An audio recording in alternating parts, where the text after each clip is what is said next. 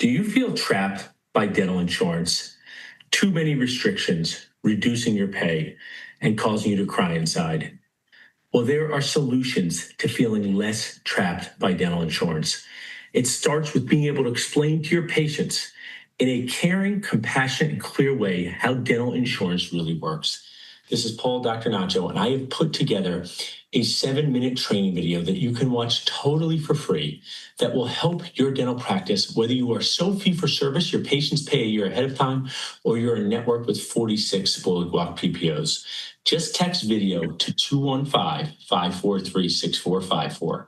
Just text video to 215-543-6454 to feel less trapped by dental insurance.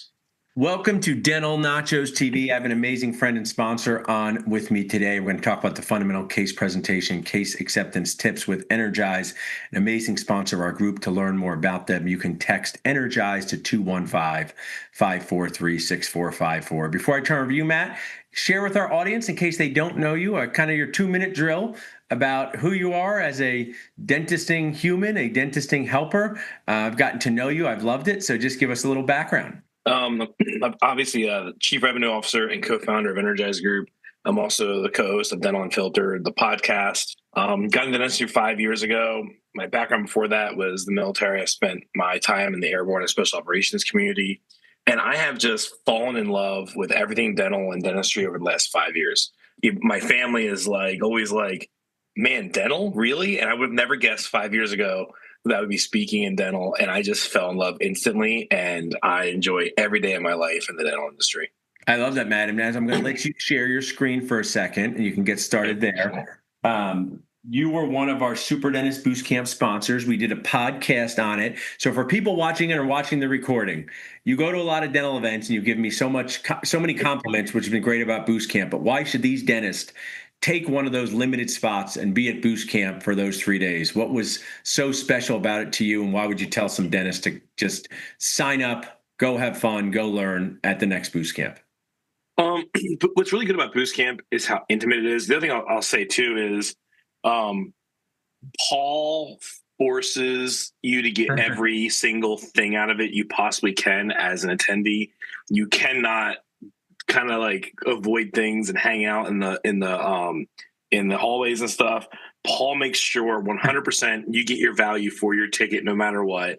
And I think that level of caring and providing the value, I told Paul, I go to 2 events a month almost. And that was the best event I've ever been to for how it was run, how the value was, the speakers, the atmosphere, the culture. It's Dental Boost Camp. And I took that seriously. And it literally is summer camp for dentists, and Paul is the camp counselor. And I signed up to come back the next year that day.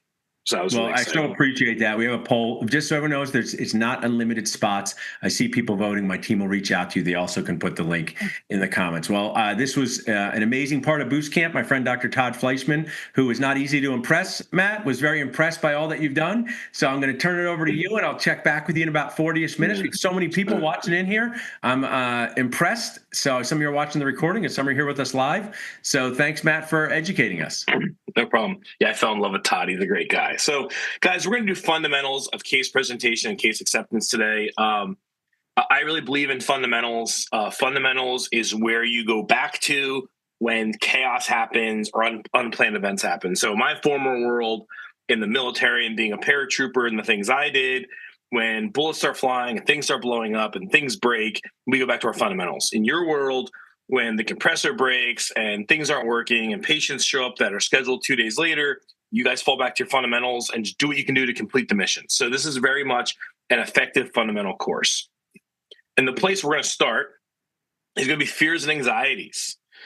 There's lots of fears in America: fears of spiders, fears of snakes, fears of tight spaces, and the fear of heights. Unfortunately, if we Google top 10 fears in America, dentists are on the list. And from my experience the last 5 years, you guys are awesome, compassionate, caring people. And I'm really sad you guys are on that list. After being in dentistry, it doesn't make sense to me. So we're going to talk about fears for a second. So in 2010, I had a parachute accident. I was jumping out of an airplane. It was a night jump. I collided under the airplane to another parachutist. His parachute wrapped around me. We fell 800 feet, 800. I broke my back in 2 places, herniated this in my neck. I had a brain injury. And I spent some time kind of in and out of consciousness that week. And then I was in and out of a brain injury clinic for 90 days after that. And, I'm terrified of heights now. My wife cannot get me on a step ladder to change a light bulb. It's impossible. So what we're going to do is, all of us on this call, some of you are definitely scared of heights. And what we're going to do is we're going to go to a roller coaster park. And we're going to go with that zigzaggy line to get to the front. But right before we get on the ride, the ride operator is going to say this: we're going to stop and repair the ride before you get on. There is no chance you are getting me on that ride after hearing that. The point of this analogy, guys, is a patient can choose to not accept treatment long before they're ever in the chair. They can choose to on the ride over. They can choose to in the waiting room. They can choose to in the parking lot. And then as we're presenting, in our head, we have a checklist. This person seems motivated. They need good treatment. They have the financials. And then they say no. And we start to self-analyze. Like, what did we do wrong? Don't self-analyze, guys. It may have had nothing to do with you. And what happens sometimes is we start to carry that emotion from consult to consult or op to op. And we start changing how we're doing things based on that. Don't do that. Have a consistent process and understand they could choose to not accept treatment and you have no impact on that. So I want to talk about kind of the source of these fears and anxieties. First is pain. We think dentistry, we think sharp, pointy objects, sensitive tissue. Cost, guys, what you do is expensive, but it should be. Time, and then embarrassment. Time is an interesting one. We live in a world now of instant gratification. And I can sit on my couch and order bananas from Walmart and have them like 2 hours at my front door. That conditions me that I should be able to think about things and have them. I'm sure some of your complaints in the practice are things like this. My time wasn't respected. My time was wasted. Time is a big anxiety driver today. And next is embarrassment. Guys, you live in the temple of perfect smiles. That's where you work. You guys are the professional judges of smiles. And for some reason, every single person in a dental practice has an amazing smile. And these people are self-conscious who need mouth rehabs or cosmetics when they come in and they're embarrassed and intimidated. To be completely transparent, when I first came to a dental practice and started spending time in them, I was self-conscious. I have a giant head and a tiny smile, and that made me self-conscious. I want to talk about patient communication. Okay, guys, this is the deal. There's some kind of 4-letter connotation and negativity on the word sales in dentistry. Own it. You're in sales. End of story. If you don't like it, you might not be living in reality. You are selling. Now, the deal is it's not negative. It's a very important sale. You're helping someone get to their dental needs. It's a compassionate, loving, service-based sale. And these people are choosing you for 4 to 8 years is what the ADA says. So these people are hitting your chair in a heightened fear state. I believe everyone has some level of dental anxiety, whether they present it or not. No one wakes up in the morning and goes, man, I can't wait to hear a drill next to my ear. 0 people say that. So first is voice inflection. That is the transfer of emotion. That'll be your first tool that gets that individual in a heightened fear state to trust you and be confident. And that's where you get a chance to transfer that emotion and change their emotion. Next is body language. That's where your confidence comes from. Next is eye contact. That's the patient know that they're important, you care. The last one is content, the words you say. That's the least important. I'm fighting a little bit of a cold, so I apologize. I'll be drinking water periodically. I believe in doing things, guys, with a lot of intentionality. In my old job, in my life, I do things with a ton of intentionality. Now, we've all been, this, by the way, it's a couple times in this presentation, I'm going to say this is a pro tip. It's a good time to take notes. A pro tip is something that you can do that will raise the effectiveness of the practice and cost you no money. So this is the first pro tip of this presentation, all right? We've all been to a home or a room where there was just an argument. And we walked in the room, we felt the tension, we felt the vibe, we felt the tension in the room. We have to protect the practice from negative vibes or saying things that could invoke fear in the patient. So we have a concept called on stage and off stage. And what that is a proactive mechanism to maintain that environment. On stage is anytime a patient can hear or see us. Off stage is doc's office or the break room with the door closed. So I'm going to give you a couple of scenarios of how this is used. Then what I'm going to do is I'm going to tell you how to make this actionable in your practice tomorrow and make it culture. And this will cost you no money, and it'll definitely raise the effectiveness of the practice. So I was in a practice. You guys will find this really funny. I was walking down the hall to the operatories. There was 3 ops per side, normal layout. Doc turns to me and starts to talk to me with an operatory behind him. And he says to me, he says, "Oh, I have this patient coming in today. Her name is this. And she argues with us about her crowns being implants every single time. She's crazy. And she gets to the front desk and she always forgets her treatment with them. She gets there. And Matt, I'm so excited you're here to be able to deal with her because I want to see the professional handler." And needless to say, that lady was behind him in the operatory, and she overheard this, and I never got to talk to her. She left. In that scenario, what could have been said is this: "Hey, doc, we're on stage." Or, "Hey, doc, let's take this conversation off stage." It's a proactive mechanism to maintain the environment and protect ourselves from saying these things. I was at a front desk one day, and the dental assistant walked up to the front desk person, and she said, "We had this patient in the operatory, wouldn't stop moving, wouldn't stop bleeding. We couldn't numb him." I said, "Stop." She said, "What?" I was, "What's waiting right there?" She said, "Patients in the waiting room." I'm like, "Do you think they want to hear this before they go back?" She said, "No, probably not." In that scenario, what could have happened was the front desk person could have said, "Hey, let's take this conversation off stage," or, "Hey, remember, we're on stage." So it's a proactive mechanism to maintain this. Now, this is how you're going to activate it. Okay, everyone can correct anyone. No one's above it. DA can correct doc. Office manager can correct front desk person. Everyone can correct anyone. So we know the spirit and know what's best for the patient. So this is how you activate this and make it actionable tomorrow. Okay, tomorrow to your staff, explain the concept. Very simple concept.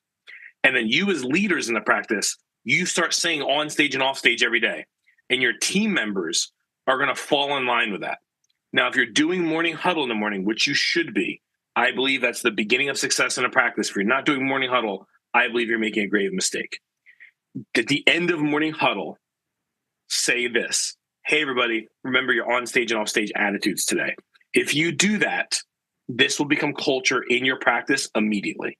It'll raise the effectiveness of the practice. It'll protect the vibe of the practice and the mood, and create a good atmosphere for your patients. All right, there's a value build ladder in every product or service. There always is. I want to tell you how we perceive the value build ladder in dental. First is the dentist, you're the product. Then the practice. Then we believe is in 100% of the time explaining the membership program. Membership programs for people without insurance are really important, and they're underutilized in practices. After that is explain the treatment plan, then describe the payment options. If you've done things in this order, you have earned the right to ask for case acceptance. That is the key. You've serviced them and earned the right to ask for case acceptance. We've all gone to a business, a service, or a product where they jumped right into price and we felt unserviced. This is how you build that value to have the ability to ask for case acceptance. All right, building value of the dentist. Okay. The dentist is the product. All right. It's actually doc's chairside manner. It's not clinical ability. We get really focused on that. They don't get to experience your clinical ability until after your chairside manner. They just don't get to. So the product is the chairside manner of doc. Now what happens is, as we end up doing more and more collections of production, if we're growing, doc has less and less time with every single patient because he has to. His hands are moving more. So what has to happen to build value in doc is the entire team has to make that a proactive thing to build value in doc. So we're shooting x-rays, or we're shooting records, and we're doing our first consultation. That is not time to talk about the local weather or the sports teams. That is time to say, "Hey, what brings you in today?" I'm in for clear aligners. Oh, doc is a member of the American Academy of Clear Aligners. That's his passion. You found the right doc. The entire team has to build value in doc all the time to compensate for the less and less amount of time doc should have with every patient as we're doing more and more collections and production. All right, we're going to stop on this slide for a while. Building value in a practice. So I will talk to a doc and say, "Tell me about your practice." I'll say, "I I got a CBCT, I got a laser, I got a mill, and I have awesome technology. And I'll say, no, tell me about the practice. He goes, what do you mean? A practice is not equipment. A practice is a compassionate team of people providing care to others. A practice is the staff and the experience they provide per patient. So I'm going to explain some facts about this patient and some other stuff and give you guys 2 challenges. So first, a lot of times I go into a practice and they'll have, let's say, comfort items. Like they'll have blankets, headphones, they'll have massage chairs, TVs, all kinds of stuff. And I'll watch in the morning. And a lot of you are watching this right now and you'll say, oh, that's true when I say this. I'll watch in the morning, TVs don't come on, blankets don't get offered, and noise canceling headphones don't come out, or they're not charged. I'll look up noise canceling headphones. I'm like, these are dead. And at lunchtime, I'll say, hey guys, what's up with all this? You guys have all these items. Why don't you use them? A lot of times I find they're used like 20% of the time or less. And it's only when the patient asks for it. And they'll say something like this, like, oh, no one asked. I'm like, wrong, no one offered. So I want to talk about the act of offering. So let's say I was at Dr. Goodman's house. I was Paul's house guest. And Paul said to me, make yourself at home, eat whatever you want. Would Paul walk out into his kitchen and find me eating his leftover Chinese food in the middle of the night? Could you imagine like the door cracked open and the light coming out and seeing my giant silhouette going through a styrofoam container? Like, that's not something a reasonable person would do. And Paul's like, what are you doing, bro? I mean, you said to eat whatever you want, make yourself at home. You didn't give me any guidance. That's my lunch tomorrow. Well, that barrier is a big barrier for anyone to break. Now I'm going to frame it a different way. Me and Paul are hanging out around his island in his kitchen. He takes out his leftover Chinese food and says, hey, Matt, do you want my extra egg roll? I'm a 240-pound dude. I do not say no to an extra egg roll. The difference there is the act of offering. So we're going to talk about this patient's experience and then explain a couple things and give you 2 challenges. So this patient, I was there for this, came into the practice and she was aggressive at the front desk. And the front desk person was frustrated and met her back with a tiny bit of attitude. I said, what are you doing? She said, this lady's a jerk. She wasn't lying. She was. I said, what if that's her fear response? What if that's how she handles fear? So I never thought about that. This practice had an amazing patient experience. It was beautiful. They put her in the chair. They said, what are you currently watching on streaming? She said, what season of episode they put it on? They tucked her in the blanket. They put her headphones on. They provided a standard of patient experience. They didn't wait for her to pick off of a comfort menu. They didn't wait for the staff to fail and not offer it. What they did was create a standard of patient experience. So I'm going to give you guys 2 challenges. This is another pro tip you can do in the practice tomorrow and raise the effectiveness of the practice and have it cost you no money. All right. Tomorrow, when you get to the practice or later on today, when you're with your team, sit down, draft a document. What is your standard of patient experience in your practice? From the door opening to the standardized greeting from the front desk to the handoffs to who deploys what comfort items when to walk up to checkout. Now, once you've drafted this document, you have to role play it on some frequency, once a week, once every 2 weeks, once a month. Staff changes, but we also get complacent. So role play the whole process. And I promise you, it's not about perfect wording, which is where everyone gets kind of hung up on role playing. It's about who deploys what items when and who does what in what battle stations. So do that tomorrow, and I promise I'll raise the effectiveness of the practice. We're going to move on now to explaining treatment plans. Okay. A patient is not clinical. They're not a dental professional. They're just not. So we end up speaking our own language in dentistry, and patients don't understand it. We have to think simply and not use clinical terms. All right. Sorry, went over one. So I'm going to profile a patient and explain some things. So Mr. Smith has not been to a dentist in 10 years. Mr. Smith is definitely periodontal. He needs a couple crowns and a couple implants. Let's call this a $10,000 or $20,000 mouth. All right. He's also fee for service and he's high dental anxiety. That's why he needs all this work. We come in the room and the first thing we say is, well, Mr. Smith, the first thing you need is scaling and root planing. Well, that's fear invoking. I'm high dental anxiety. And what happens is if you say you're going to scale and root plane me, I'm out. I'm going to say no. So we're going to talk about how we can do that better. So one thing we've all encountered is we explain SRP and they say to us something like this. hey, I don't want the expensive cleaning, give me the regular cleaning. And there's a few flaws in the way we approach this. One way is we're trying to get them to justify 10 times value for something most patients perceive should be less than $100. And for somebody in anxiety in that moment, that's very hard. We also devalue SRP. What happens is we start calling it a deep cleaning or some form of cleaning. So I want to talk about the way I would say it and then explain it. I would come in and say, Mr. Smith, your gums are really uncomfortable, huh? Yeah. The first thing we need to do is 4 quads of gum therapy. And that is the first procedure in your treatment plan.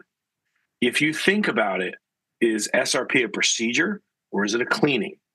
It's a procedure. You have to numb them. It's a little bit more invasive than the cleaning. There's a lot more there. So when you say that, you don't devalue it. Most patients who need this are not high dental IQ. That's why they need it. They don't know the difference. If you call it a procedure, you will get way less pushback on it. When you call it a cleaning, you devalue it. Let's move on to membership plans. Sorry, guys, it's been skipping for some reason. Explaining membership plans. Okay. The average insurance patient visits a practice 1.7 times a year. The average fee-for-service patient visits a practice 1 time every 2 years. When we sell a membership program to a fee-for-service patient, the frequency of increase goes to 1.5 times a year. The reason for that is we generally remove the payment barrier of hygiene, and they can seek hygiene more regularly. Now, we would all agree hygiene drives production. Would we want to have insurance fee schedule or membership program fee schedule coming out of hygiene? Of course, membership program fee schedule. So if we can sell more people the membership program, what will happen is we will end up having more people in hygiene recall that are on fee for service. And if you guys are talking about that on the membership program, if you're talking about cutting your worst PPOs, getting good sales penetration on this product is the first place to do it. What I normally find is I'll go in and audit a practice, and there'll be 100, let's say, fee-for-service patients for a round number, and I'll look, and 10 or 15 of them will have the membership program. 100% of your fee-for-service patients should have the membership program. The reason why is there's a price threshold where the price is the same with or without the membership program. And after that threshold, everyone should have it. And most people get more treatment than that threshold. The membership program we recommend at Energize is Cleary, formerly Clear. They are the largest in the industry overall. They have the most information, and I believe they're one of the best. Another one that we like as an alternative is a company called Dental Menu, and Dental Menu is also very good. So let's talk about how we present it and how it kind of gets failed. So a lot of times a case presenter walks in and they say something like this: hey, your treatment plan is $4,000. Okay. Our membership program is $299 and it gets you some discounts. And the patient goes, I'll just pay the $4,000. And we leave going, why would they do that? Well, the patient heard $4,300. What it should be is this: your treatment plan value is $4,000. Your discount is 20%, so that's $800 off. The cost of the program is $299, so it's $4,000 or $3,499. In that scenario, no one will pay more to avoid the program. So I want to talk about presenting and the way I present, and it's really based off of how I present payment options. So this is our case presentation tool. We give it to every Energize client. We do a lot of training with our clients. The training guys are taking now, all of our clients get it. And then the second phase of this training with our clients is we go consult by consult with them. We ask 6 standardized questions to figure out if they're doing these things, or also if there's any kind of behavioral trends with the staff, like are they heavy PPO culture? Are they good at handling fee-for-service patients? So our educational process built around this for our clients is pretty awesome. So I'm going to present off of this and then explain some breakdowns of how it's done. So first, there's 2 people who can get sticker shock in the operatory: the patient and the presenter. So what happens generally is it's a large treatment plan and the presenter looks at the number and gets intimidated. And then they're worried about the patient. So first, we have to find a place to draw confidence from so we can fix that sticker shock. As dentists, you guys have two unique business conditions in America that collide together as a unique scenario. One is every single person on this planet needs you. Number two is every single person fears you on some level. Where that's important is when you're going into an operatory and the person needs you and they overcame fear to be here, that is a person that wants treatment. I didn't say they can afford it. I said they want it. That is the best sales scenario in the world. This is the deal, guys. There are no tire kickers in dentistry. It's not real. No one is coming to test drive your ADEC chairs. You are not the local Chevy dealership. You do not have the new Corvette. They do not want to sit in your chair for fun. They're there because they want treatment. So I draw my confidence from that. This person wants treatment. They overcame fear to be here. I tell myself that right before I go in the operatory. When I go in, I bring my personality up high, and then I come down low. I don't come down low and come up high. That's aggressive. I go high and I come down low. So I'm going to present my payment options the way I would, and I'm going to break it into elements for you guys. So I walk in the room. I say, "Oh, Mr. Smith, I've been looking forward to seeing you all day. You're the highlight of my day. I couldn't wait to meet you. Me and Doc just got together. We have an awesome treatment plan for you. I'm going to go through our payment options right now. Doc told me how your daughter's getting married in May, and you want to smile in her wedding photos. And here at the practice, we're honored you chose us as your dental home. And Doc is very excited to be able to give you back your smile.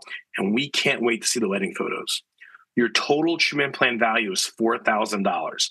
After the membership program, including the cost, it's $34.99.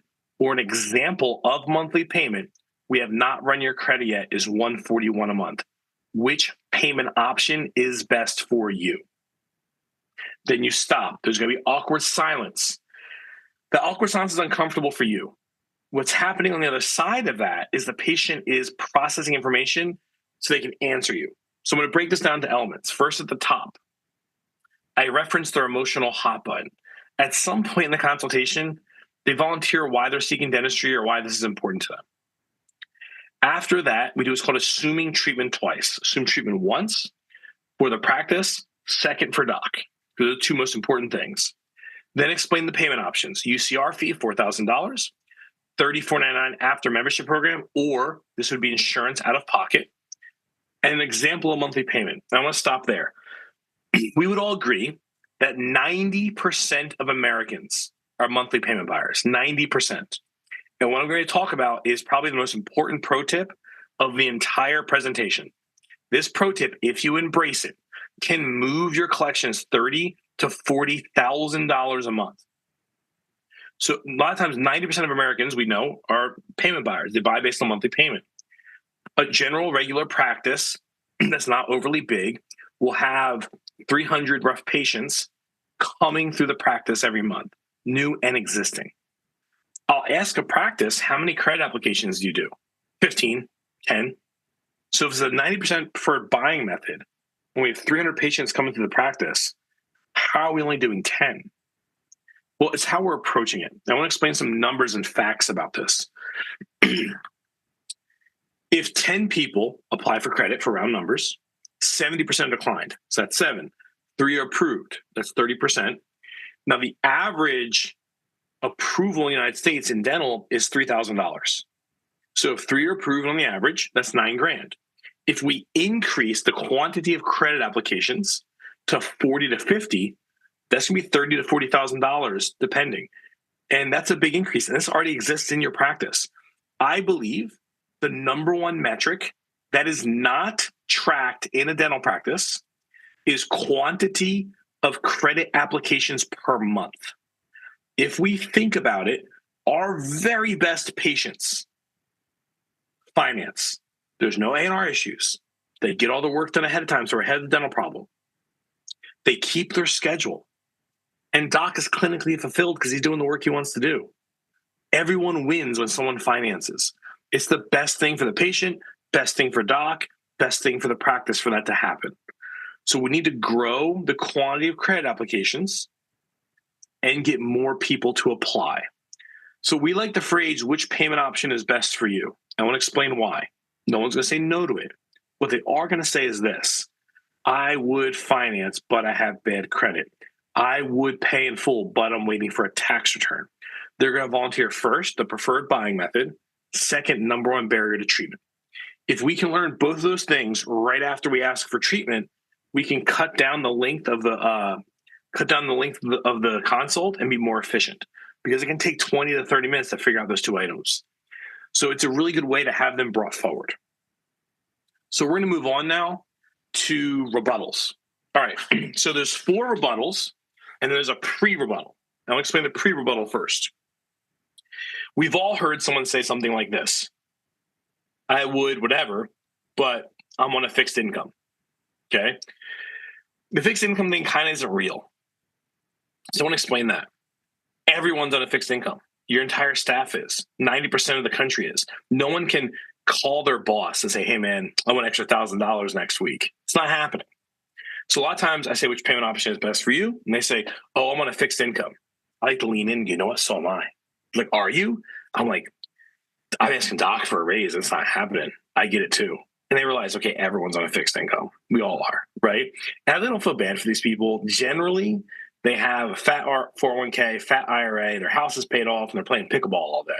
So I'm okay with charging them. It's perfectly fine. The reason why they say I want a fixed income is it's kind of like to get a better deal. It's like a sob story. And it's like they retired and waited their whole life to be able to say that, because now they're saying it at the car dealership, the insurance guy, they're saying to everybody. So what does happen after you say that is they volunteer one of the real rebuttals: delayed money, tax return, inheritance, bonus from work, bad credit, the payment is too high, or I need to ask my husband or wife. So we're going to go through those right now. So first, delayed money. I say, which payment option is best for you? They say, I would pay in full, but I'm waiting for my tax return. Ask a discovery question. Have you filed your taxes already? Oh, yeah, I'm getting it here at this amount of money. Awesome. We can get started today, no money out of pocket, just some paperwork. Well, how could we do that? I have a credit app filled out right here for you. Just sign and hit submit. We have many financing options here in the practice. All of them are a soft credit check. Some have 0%, and none of them have a prepayment penalty. We believe that every single time you present, you should have the tablet with you for credit applications. The reason why is they say they want to finance. You say, okay, you walk out of the room, walk to the front, you get the tablet, someone asks you a question, you walk back, you give it to the patient, you walk back out again, you come back in the room, they're playing on their phone, the tablet's half filled out, and now they're rushing to try to leave. You bring the tablet in with you every single time you present. And if it's a scenario where you can pre-fill out the credit app, we can fill out the credit app faster than they can. Name, address, phone number. So we're familiar with the form. Just leave their social blank and let them fill their social in and hit sign and submit. So always replace their lack of money with someone else's money and create a bridge in the form of a loan. Next is bad credit. All right, I'm really passionate about this one. I say, which payment option is best for you? They say, oh, I would finance, but I have bad credit.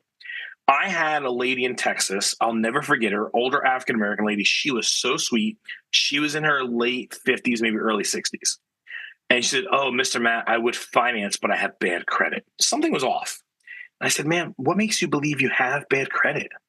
She goes, oh, I had a car repossessed in my 20s. I never paid those people. I'm like, you're in your 50s now. She's like, okay. I'm like, it falls off your credit after 7 years. She goes, no, it doesn't. I'm like, yeah, it does. Do you have a credit card? She goes, oh, yeah, I pay it off every other month. I'm like, I think you have amazing credit. I filled out a credit app for you. It's right here. Just sign and hit submit. I'm not the bank. You're not the bank. I don't know what they approve and don't approve, and neither do you. Let's sign and see what happens. She got approved for $20,000 in SNAP indentures. She got up and hugged me so hard. And what she told me kind of broke my heart. She said, every practice I went to, I said bad credit, and they just let me leave. You were the first person to ask me one question about bad credit and try to help me. We don't learn credit to any standard in school. We learn it as we navigate it as adults. And many people who have a bad credit experience go the rest of their life thinking they have bad credit, or their perception of bad credit is different. They might think a 630 credit score is different, is bad because their parents have told them their whole life 700 or better is good. We have to make sure that we let the bank decide and not us. We have to not prejudge the patient. We are not the patient's financial advocate. The interest they agree to pay is not for us to decide for them. The reason why is what if this is the only way they can get to treatment? Is their oral health worth less than them pay? Like, is it worth avoiding that to avoid interest? Or should we embrace that and help them, give them every vehicle we can to get them to treatment? Because a lot of times this is the only way people can do it. And right now in this market, there is less liquid money in the marketplace now than there ever has been. And right now, people need to finance. If you are not offering financing consistently, you are missing out on a lot of treatment. Next is the payment or the price is too high. So, number one killer of case acceptance is all of you guys talking too much. This is my opinion on that. You should be in there 15 minutes max, 5 minutes navigating the human train, 5 minutes explaining clinical, and 5 minutes setting up for your case presenter. Every minute after that, you have to pretend you're losing $1,000 a minute. I want to explain why. There's two factors. Factor one, your hands aren't moving anywhere else in the practice. Factor two, you're stealing that time directly from your case presenter. You need to leave her time to work. If you cut out a lot of time for her, she can't be effective. You're not going to get the patient the treatment. So number two after that is over treatment planning. I want to explain this. It's not treatment planning too much in one treatment plan. It's treatment planning too many treatment plans. So things like this, like don't give them option one, option two, option three. Give them what you believe is the best option that you believe they want that handles their chief concern. And then when they say, oh, that's too much, have option two ready and then offer that. Don't offer them together. Offer one, then the other. Because if you offer them together, you run the risk of putting them in decision paralysis. Also, I do not like the printouts from the practice management softwares to explain things because people don't understand it. I also don't like using the examples of financing with the different terms and interest rates because that can put someone in decision paralysis. Use an example of monthly payment, use the case presentation form, and then what will happen is after they say, I want to pay in full or I want to finance, then you'll start using those tools after the fact because they're kind of committed at that point. All right, the last one. The number one dental rebuttal of all time, number one, I need to ask my husband or wife. We're all tired of that. All right, I want to explain this. All of you on this call believe people are saying this to just get out of the chair. What I will tell you is you are completely wrong. I am married. I cannot spend $5,000 to $15,000 on anything without talking to my wife. And a lot of you can't either. It's a very valid answer. The problem is it's the one you hear the most. That's the hardest to navigate. And you hate hearing it. So you have justified in your head that these people are just saying it to get out of the chair. And it's not true. You are flat wrong. So I want to explain some facts about this, all right? First of all, it is valid. Second of all, when they say it, this is what happens. You say which payment option is best for you. Then what happens is they say, I need to ask my husband or wife. And when you hear the word ask, your case presenter's mannerisms and their body language and their voice inflection go from this to You project your negative emotions about that answer. I have stood outside operatories and watched with the chair back to me, watching the case presenter. And when I do that, I see it happen. So first, we have to protect against the projection of those negative emotions. So I say, which payment option is best for you? They say, it's my husband or wife. I say, I understand. So do I. You do. Of course. Who can spend this kind of money on talking about husband or wife? Now we have protected against the projection of those negative emotions. Now the question becomes, what do we do with that? All right. There's two ways to handle this. I'm going to give you the easy way and the harder way. Easy way. Can I ask you when that conversation is happening? They're going to say, tonight at dinner or tonight when I go to bed. Awesome. Can I call you tomorrow at 11 a.m. and see how that conversation went? Set the follow-up call right then and there. These are the least followed up on people, and they get treatment usually within 3 weeks or 4 weeks. At Energize, we book over 30,000 dental appointments a month for our practices, new patient dental appointments. We track a lot of data, and these people do get treatment in a pretty quick frequency after visiting a practice. And it's the practice that follows up with them that gets them. I will tell you this, more production happens on follow-up than consultations. And I have all the data to prove that. So easy way, set the follow-up right then and there. Second way, harder way. You're in you're in the operatory and they say this. A lot of times I'm at dental events and someone says something like this: get them on the phone, call the spouse, get them on the phone. This is the deal. That's intrusive. You are not calling my wife with my 3 crazy kids in the middle of the day and bothering her. It's not happening. Now, the problem is the spirit in which we do that. We say this and we say, well, can we call them? No, we're not calling them. Let's approach it differently. I say, which payment option is best for you? They say, it's my husband or wife. I say, I understand, so do I. Why don't we do this? I am the subject matter expert. This is a lot of information.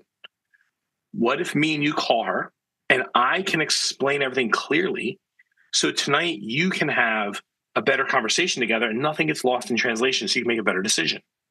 Let's say, oh, would you do that for me? Sure, let's call her and explain everything clearly. In that scenario, we're doing it with the benefit of helping them communicate, not just trying to make a sale. All right, guys, that's the bulk of the training today. I have an offer for you guys. Oh, so real quick, at Energize, we are a full service marketing agency. We do Google ads, Meta, Facebook ads, organic social media. We do websites, advanced SEO. We have a communication center. We handle about 100,000 dental conversations a month. We book about 30,000 dental appointments. All of our new patient consultations for our clients, we book for them if they're on our growth product. The reason why is we don't want to dump all that communication on your front desk girl and overwhelm her. So we take that load off of your front desk. We also have a product called Zero, which is insurance verification and processing. And we do practice education as part of any of our products. So this training you guys just had, you have access to as a client, plus you have some one-on-one coaching with me. And then we also have the Dental Unfiltered Study Club for our podcast, where you can become a member of that study club. And we offer webinars once a month with subject matter experts, and they're never a sales pitch. They're always a webinar. The next one coming up is Tom Orent in mid-November, and it's on how to drop PPOs and go fee for service. So a couple things about us real quick. The Dental Intelligence does a study on us every year, and they certify our data. Our average practice in 12 months is 170,000. Our average startup goes from 0 to 105,000 in a year. That's skipping. The average production on DI is 1.1 million. My average production across my practices is 2.75. New patient growth rate on the top 10% on Dental Intelligence is 41%. That's the top 10%. Ours is 264. Average restorative presented, I'm really proud of this. The average on DI is 832. Top 10% is 2767. Ours is 2910.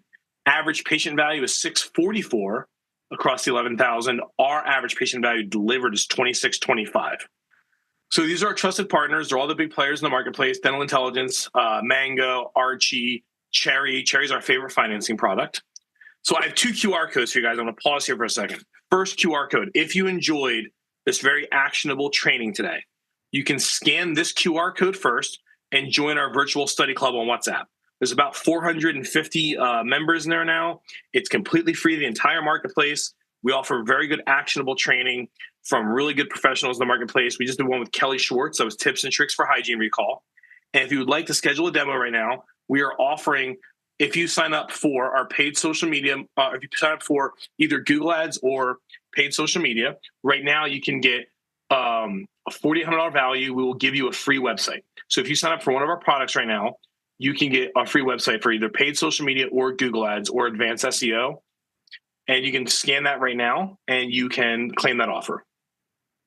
All right. Thank you guys for the training. And I'm going to stop there.